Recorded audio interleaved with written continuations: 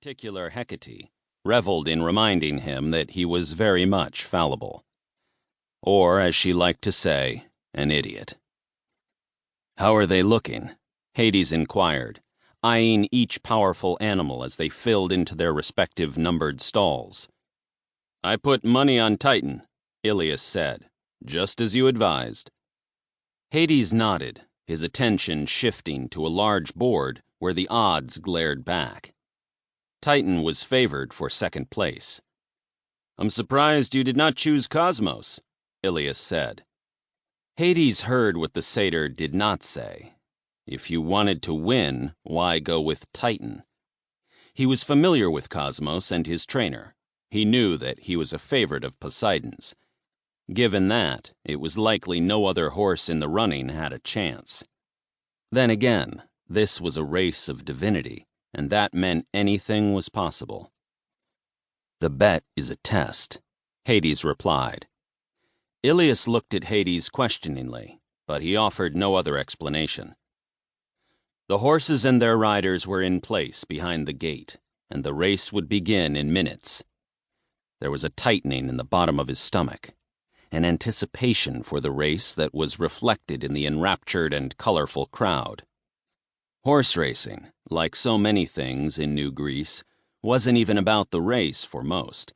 It was about the fashion and status, and while the outfits were not as extreme as those at the Olympian Gala, the hats and headdresses were. "Lord Hades!" A voice drew his attention, and he turned to find Cal Stavros standing a few paces behind him. Cal was the CEO of Epic Communications, the media conglomerate. He owned television, radio, news outlets, even theme parks, among them New Athens News. Hades hated the media for many reasons, but Cal Stavros ranked near the top, not only for how he encouraged the spread of misinformation, but because he was a magi, a mortal who practiced dark magic and already had 2 strikes against him for misuse. A third, and he would be banned, possibly punished. Like many, the mortal kept his distance, though his pose was casual. His hands were stuffed into the pockets of his pressed navy slacks. His bright blue eyes seemed to glitter, and Hades knew it wasn't from admiration. When Cal looked at the god of the dead, he saw power, potential, neither of which he possessed.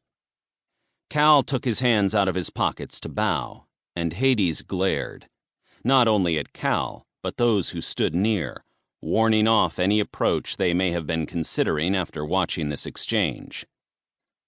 "A pleasure," Cal said, grinning as he straightened.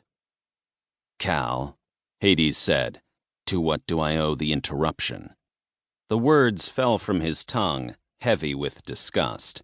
If the mortal caught on, he ignored it. "Forgive me," Cal said, though he did not sound all that sorry. "I would have approached you elsewhere, but I have been requesting a meeting for weeks and have heard nothing." Hades' irritation increased, a subtle heat that burned the back of his throat. "Silence is usually taken to mean no, Cal," he replied, focusing on the gate again. If it had been anyone else, they would have understood this to be a dismissal. But Cal had always made the mistake of flying too close to the sun, and it seemed that all but him understood the implications. Cal continued, daring to step closer. Hades' spine went rigid, and he clenched his fist, noting Ilias's warning glance. "I hope to discuss a possible partnership," the man said. "One of mutual benefit." "The fact that you believe you could possibly benefit me, Cal, illustrates a significant amount of arrogance and ignorance." "Considering your recent experience with a certain journalist, I think not." There was a note of irritation in Cal's voice, but it was his words that drew Hades' attention, and made that small scratch of irritation a full-on inferno. "Careful with what you say, Cal," Hades warned, uncertain of where this conversation was heading, but disliking the